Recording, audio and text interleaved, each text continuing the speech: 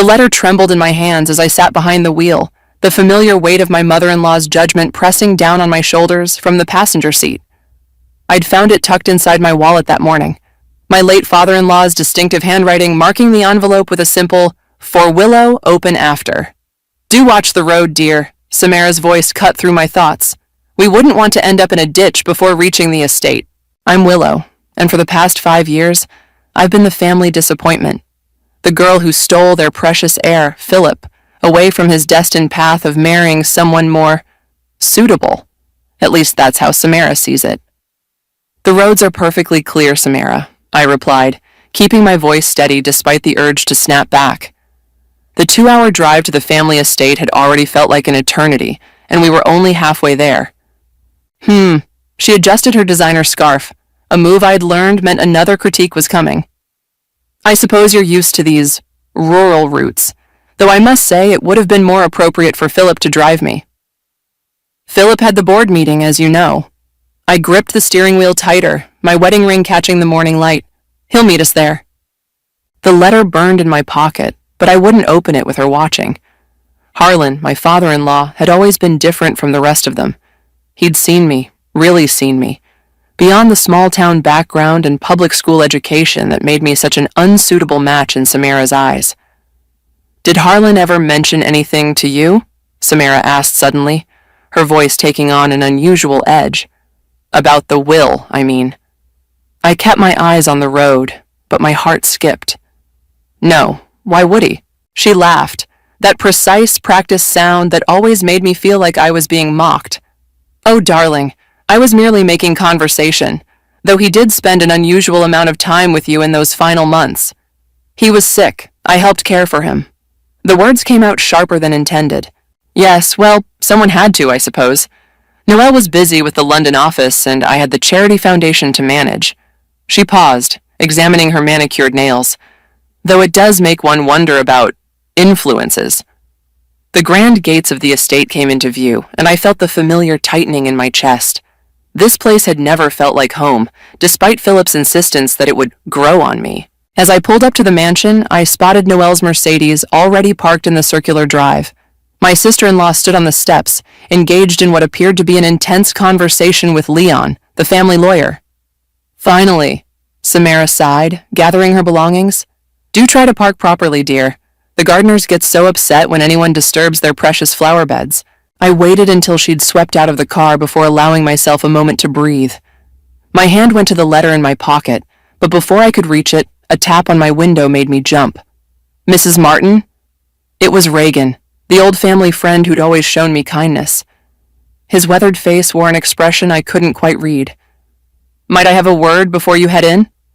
I stepped out into the crisp morning air. "Of course, Reagan. Is everything all right?" He glanced toward the house, then back at me. "Harlan left something else for you, besides that letter." He pressed a small key into my palm. "The study safe, behind the Monet. Whatever you find there, he wanted you to see it before the reading." "Reagan, I don't understand." "Trust me, child. And whatever you do, don't let Samara know you have this." He squeezed my shoulder gently. "You'll need it soon enough." As he walked away, I stood frozen, the key burning in my hand like a secret too heavy to carry. Through the mansion's windows, I could see figures moving, gathering for what everyone assumed would be a simple reading of a traditional will. But something in Reagan's eyes, in the weight of that key, and in the letter still unopened in my pocket, told me this day would be anything but simple. I took a deep breath and started toward the house, knowing that whatever waited inside would change everything. I just didn't know how much.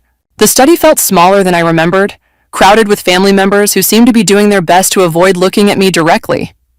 I'd managed to slip away briefly before the reading, using the key Reagan gave me, but the safe had been empty except for a single note. "Patience, little bird, H. Shall we begin?" Leon's voice cut through the murmuring conversations. He stood behind Harlan's massive oak desk, looking every bit the proper family lawyer in his tailored suit. Noelle brushed past me to claim the leather armchair nearest the desk, shooting me a look that could freeze hell. "Some of us have actual business to return to." Philip squeezed my hand as we settled onto the antique love seat. My husband looked tired, the board meeting clearly having taken its toll. Samara naturally had positioned herself in Harlan's chair, a move that wasn't lost on anyone in the room. Before we proceed, Leon began, adjusting his glasses, I should note that there have been some recent amendments to the will. The temperature in the room seemed to drop 10 degrees. Samara's perfectly maintained smile twitched. Amendments? She asked, her voice sharp. When exactly were these made? 2 weeks before Harlan's passing. Leon removed a thick envelope from his briefcase. All properly witnessed and notarized, I assure you. Get on with it then, Noelle snapped, checking her phone for the 100th time. Leon cleared his throat. To my beloved wife, Samara, I leave our residence in London and an annual allowance of... I tried to focus, but the words began to blur together as Leon read through the standard bequests.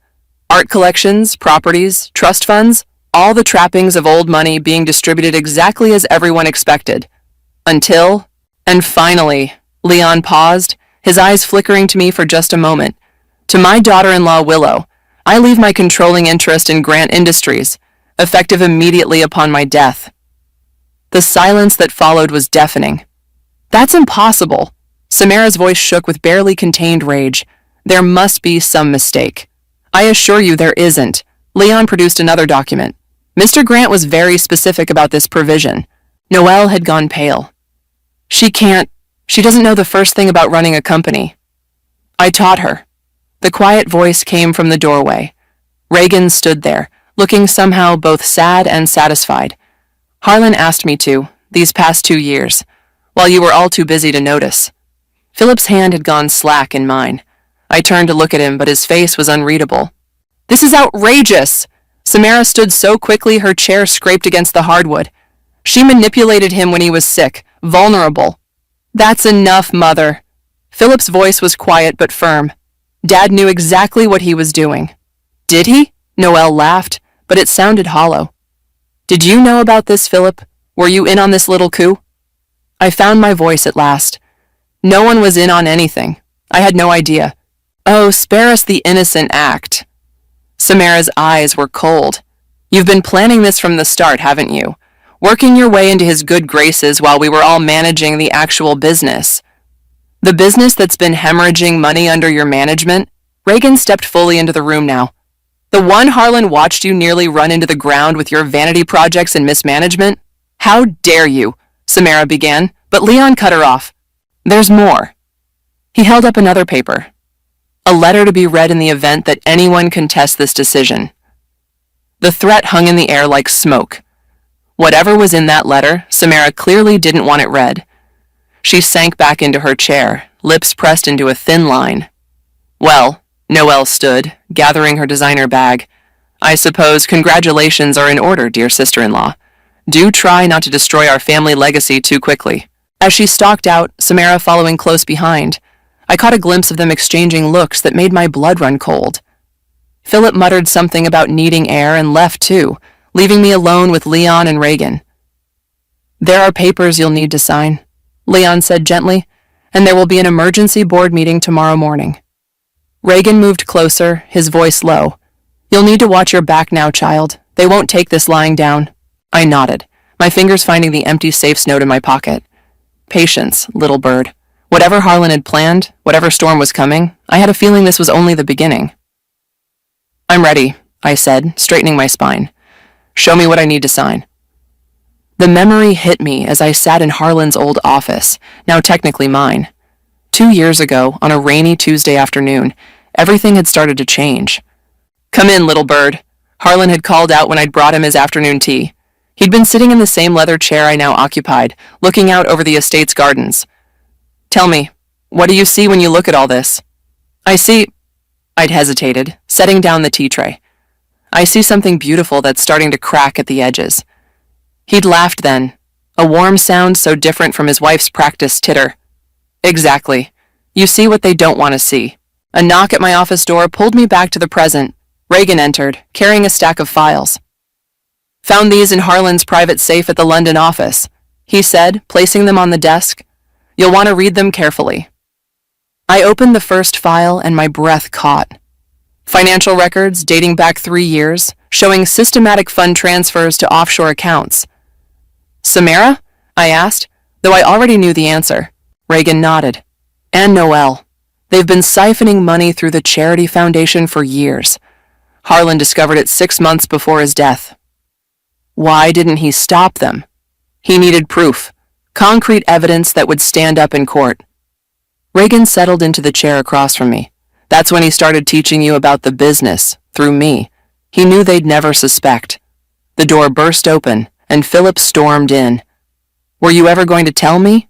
Tell you what? I stood, startled by his anger. About the private lessons with Reagan. About Dad grooming you to take over. His voice cracked slightly. I'm your husband, Willow. We're supposed to trust each other. I didn't know what the lessons were for, I said softly. Harlan just said everyone should understand the family business. I thought he was trying to help me fit in. Reagan cleared his throat. Your father knew you had no interest in running the company, Philip. You've said it yourself countless times. That's not the point. Philip ran his hands through his hair in frustration. Mother's threatening to contest the will. Noelle's already called an emergency board meeting for tomorrow morning.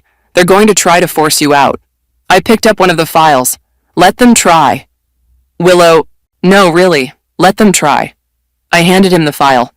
Your father left me more than just the company. He left me the truth. Philip's face went pale as he read. This can't be right. Mother would never. She did, and your sister helped. Reagan stood, moving to the window. The foundation's books are a mess of creative accounting. They've stolen millions. A soft knock interrupted us. Leon entered, looking grave. We have a problem. The private vault at the bank. It's been emptied. What? Reagan spun around. When? This morning. Samara had access. Leon adjusted his glasses nervously. Whatever was in there. The original documents, Reagan muttered. Harlan kept the originals there. My heart sank, but then I remembered the empty safe and Harlan's note. Patience, little bird. He must have known this would happen. It doesn't matter, I said, standing straighter. These copies are certified, and I'm willing to bet there's a paper trail a mile long if we look hard enough. Philip was still staring at the financial records. I can't believe they would do this. Believe it, Reagan said grimly. Your father did. That's why he made sure Willow would have the power to make it right. Another knock, and this time it was Noelle who entered without waiting for a response. She froze when she saw us all gathered there. Well, isn't this cozy? Her smile didn't reach her eyes. Having a little family meeting without Mother and me? Just reviewing some interesting documents, I replied, watching her carefully. About the foundation's finances. The slight twitch in her perfectly composed face told me everything I needed to know. The board meeting's been moved up, she announced, recovering quickly. Tonight at 8. Don't be late, dear sister-in-law. It would look unfortunate if you missed your first meeting as controlling shareholder. After she left, Philip turned to me. What are you going to do? I looked at the files spread across the desk, then at Reagan and Leon. Harlan had given me the weapons I needed. Now I just had to be brave enough to use them. I'm going to do exactly what your father wanted, I said. I'm going to save this company, even if it means taking down your mother and sister to do it. The sun was setting outside the office windows, casting long shadows across the room. In a few hours, I'd face the board and my family with the truth. Harlan had trusted me with his legacy. I wouldn't let him down. The boardroom felt like a gladiator arena as I took my seat at the head of the table. 12 pairs of eyes watched my every move, most of them hostile. Samara and Noelle sat together on the right, both wearing identical expressions of barely concealed disdain. Before we begin, Samara's voice cut through the tension.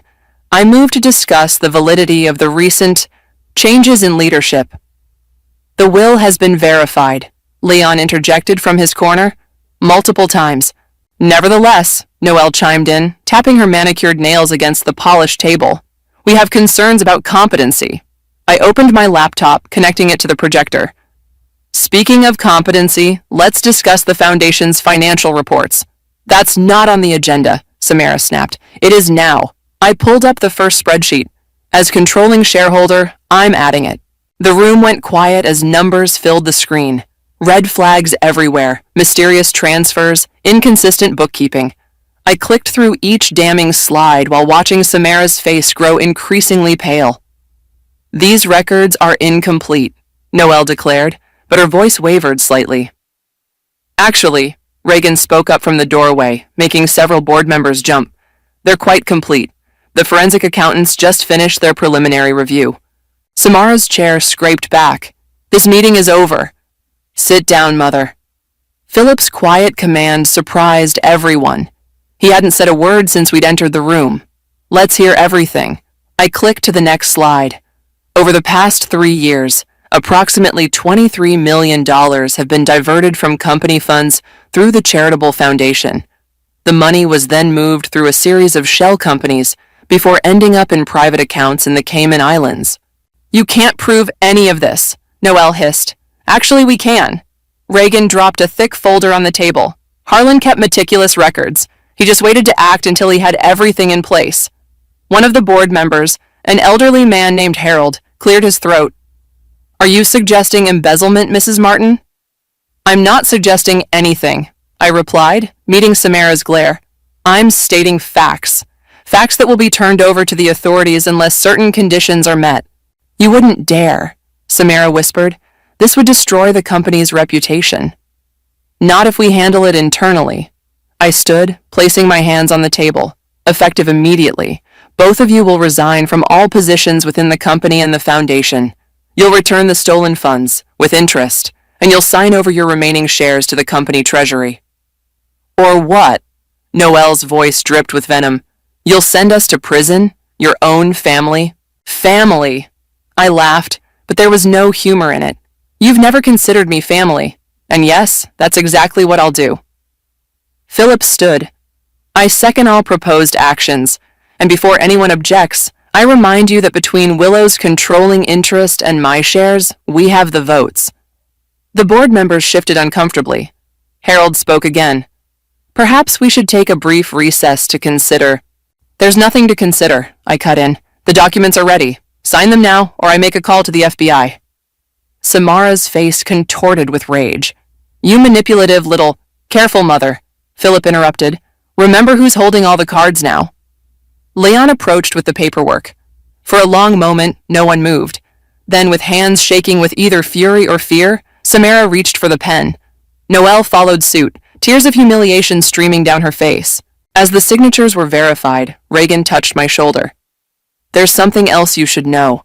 We found evidence of tampering with Harlan's medication during his final weeks.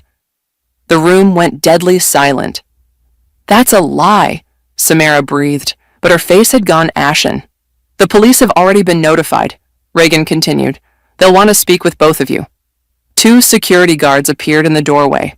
Not company security, actual police officers. You planned this, Noelle accused, standing as one officer approached her. You orchestrated this whole thing. No, I replied softly. Your father did. He knew exactly who you both were. This was his final gift to the company, and to me. Protection from the real threats to his legacy. As they were led away, Samara turned back one last time. This isn't over, Willow.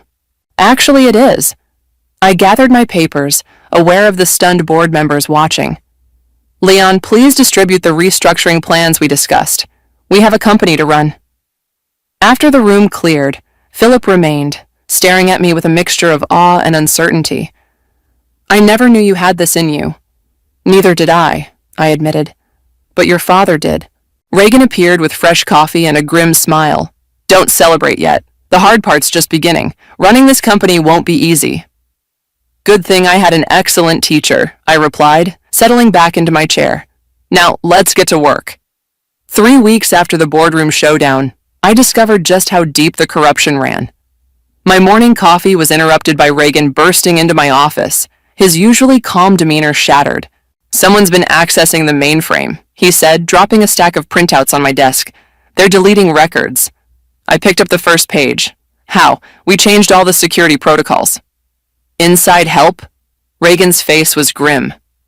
Someone's using Samara's old credentials. They still work despite the system update. A knock at the door revealed Harold, looking uncomfortable. Mrs. Martin, there's a situation in R&D. The entire development team is threatening to walk out. What?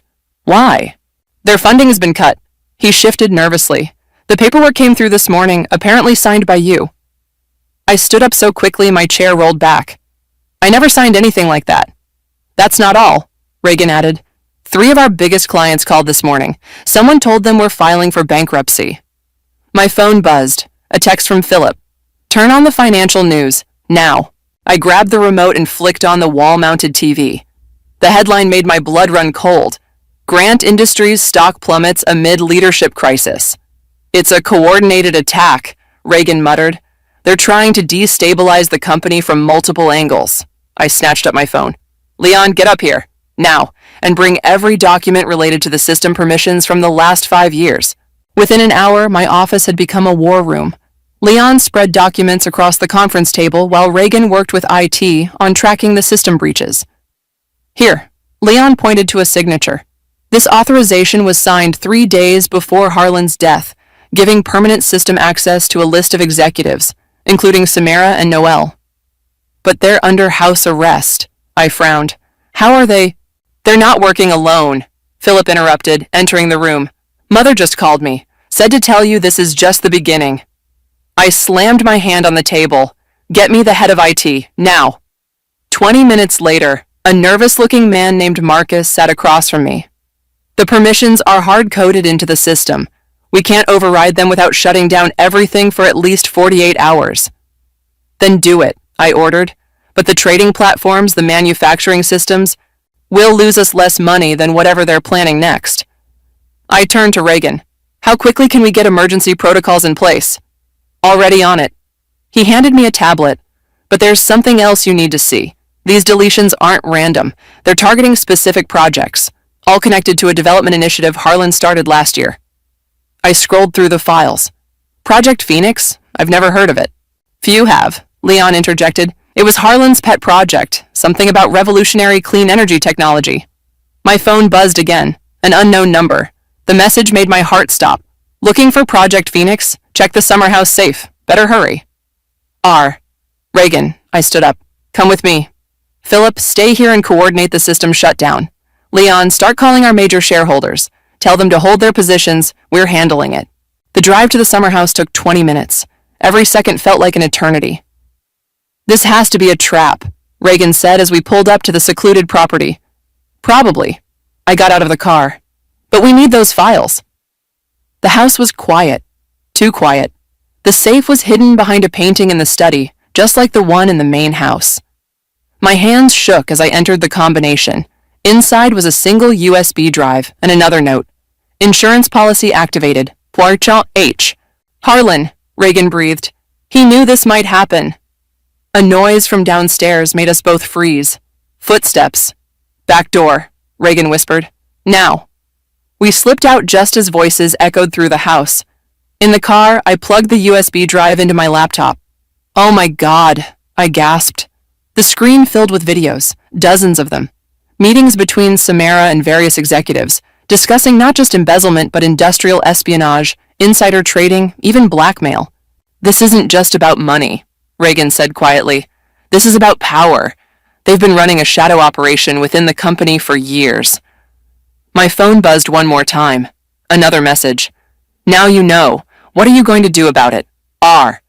I started the car, my mind racing. Call Philip, tell him to gather the board again. Emergency session. What are you planning? I gripped the steering wheel, thinking of Harlan's chess moves, all leading to this moment. They want to play dirty? Fine.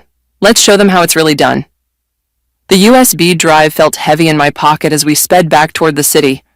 Whatever happened next, I knew one thing for certain. This was war. You can't be serious. Philip stared at me across our kitchen table that evening. A family dinner? Now? I was typing out invitations on my phone. Trust me, it's perfect. It's insane, he countered. Mother and Noel are under house arrest. The company's in chaos. And you want to host a dinner party? Actually, Reagan interjected from his spot by the window. It's brilliant. Neutral territory, witnesses present, and they'll never expect it. My phone buzzed. A response from Samara. How thoughtful. We'd be delighted. Their lawyers have approved a temporary release for a family gathering. See? I showed Philip the message. They're coming. Of course they are. Reagan smiled grimly. They think they have the upper hand. The next evening, our dining room looked like a stage set for the final act of a play. I'd hired professional security to monitor the exits discreetly. Leon sat in the corner, pretending to work on his laptop while actually recording everything. Samara arrived first, looking immaculate despite her ankle monitor. "Darling," she air-kissed my cheeks. "How brave of you to host, given everything." Noelle followed, her designer outfit barely concealing her own monitoring device. "Lovely home, so quaint. Please sit." I gestured to the table. "Wine?" "You're certainly calm," Noelle observed, taking her seat, "considering your company is falling apart." I poured the wine carefully. "Is it? Strange, our stock has actually stabilized since this morning." Samara's smile flickered. "Temporary, I'm sure. Like your house arrest?" I sat at the head of the table. "How are those ankle bracelets treating you?" "You smug little—" Noelle started, but Samara touched her arm. "Let's be civil," Samara purred. "After all, we're family." Speaking of family, I pressed a button on my phone and the dining room TV flickered to life. "Let's watch some home movies." Their faces went pale as the first video played. Samara in her office discussing insider trading with a board member who'd since disappeared to South America. "Turn that off," Noelle demanded. "Why? It gets better." I switched to another clip. Noelle meeting with competitors, sharing proprietary information. "Harlan had quite a collection." "You're bluffing." Samara's voice shook slightly. "Those could be doctored." "The SEC doesn't think so." I placed a folder on the table. "They're very interested in these videos, especially the ones about Project Phoenix."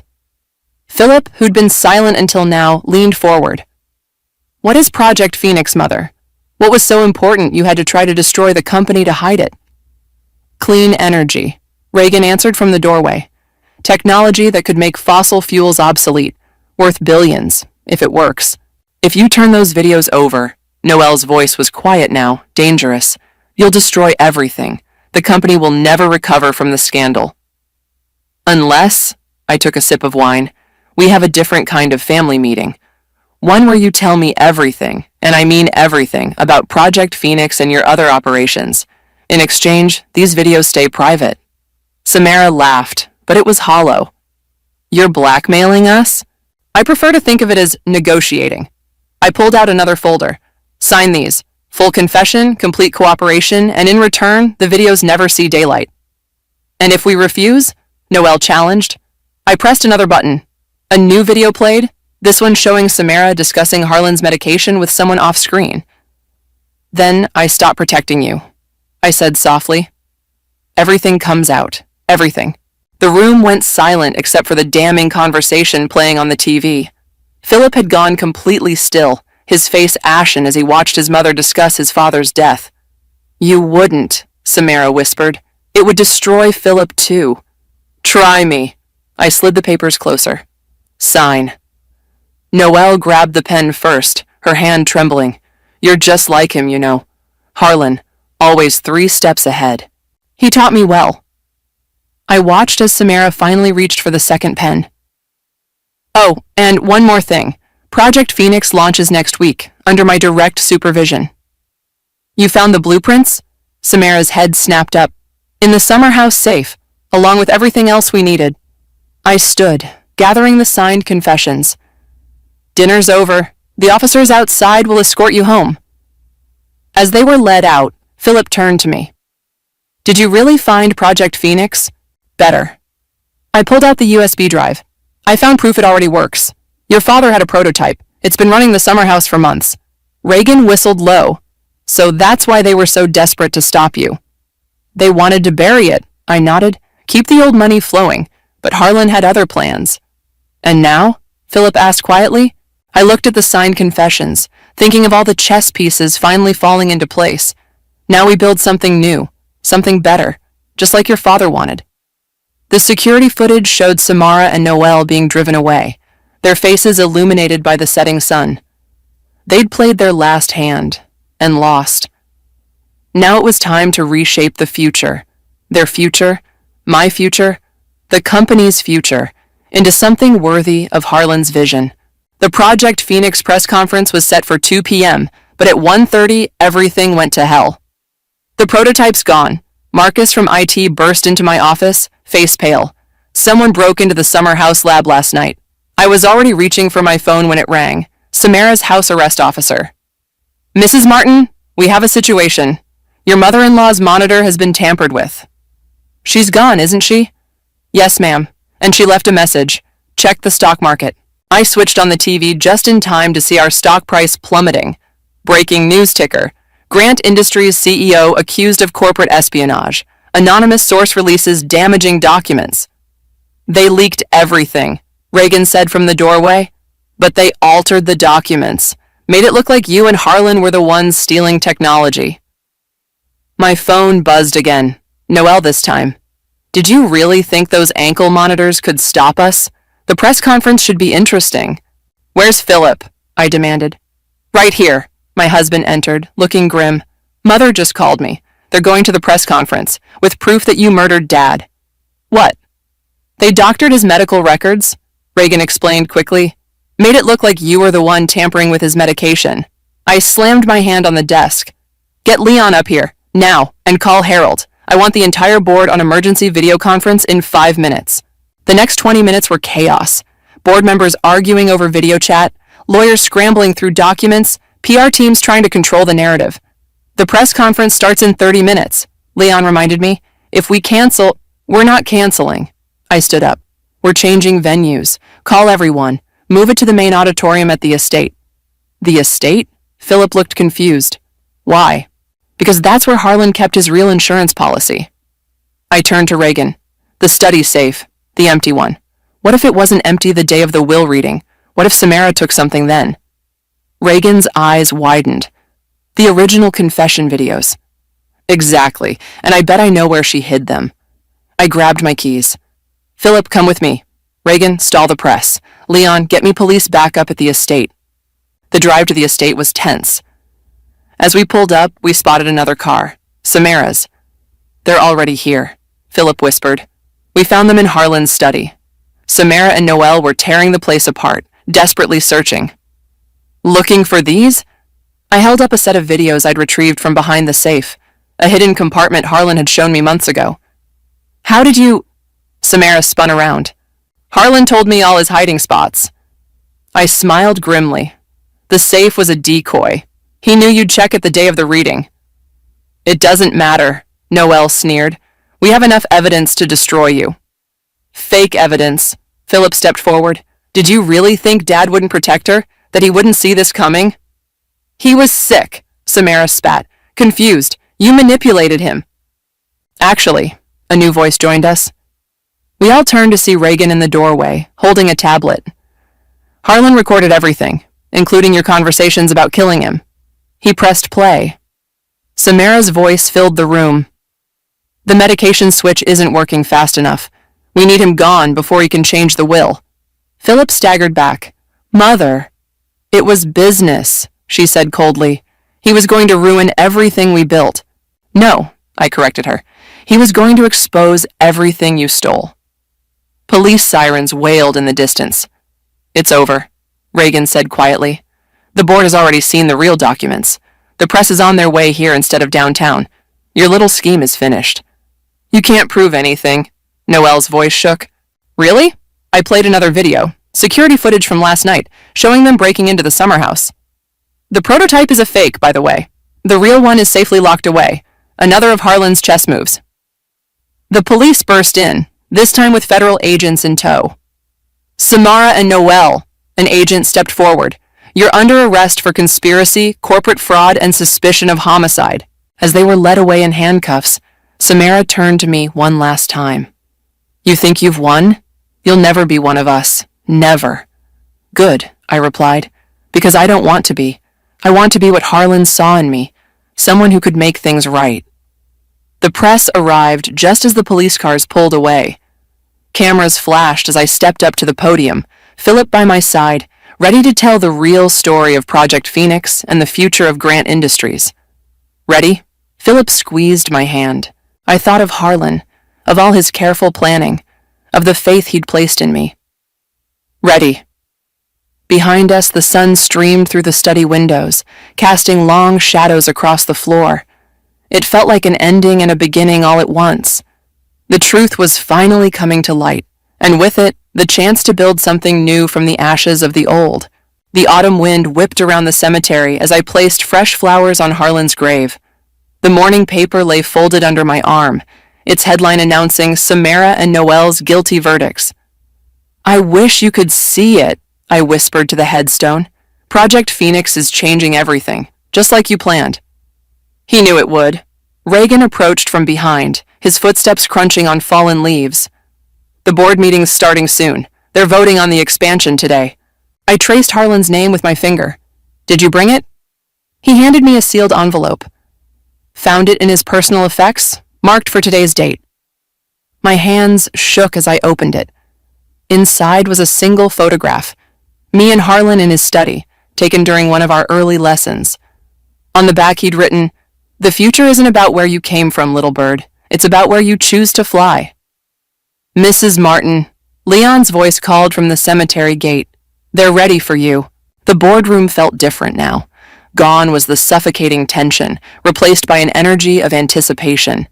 Harold beamed as I entered, pointing to the latest profit projections on the screen. "Project Phoenix has exceeded every expectation," he announced. "The Clean Energy Initiative has tripled our market value." "And the foundation?" I asked, taking my seat. "Completely restructured," Leon reported. "The new charitable programs are actually helping people now, not hiding offshore accounts." Philip squeezed my hand under the table. We'd weathered the storm together, our marriage stronger for having faced the truth about his family. "There's something else." Reagan stood. "The FBI finished their investigation into Harlan's death. They found proof that Samara had been planning it for over a year." The room fell silent. On the table before me sat Harlan's old chess set, which I'd moved to the boardroom after taking over.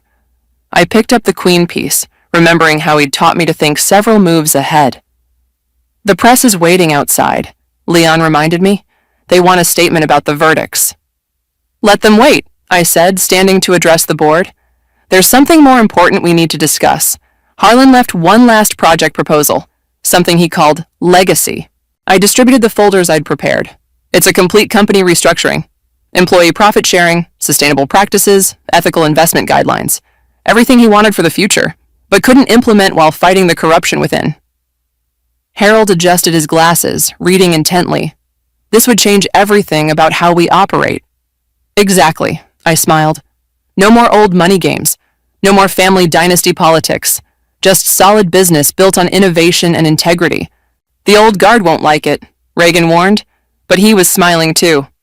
"The old guard is in prison," Philip reminded him. "It's time for something new." The vote was unanimous. As the board members filed out, each stopping to shake my hand, I felt Harlan's presence in the room.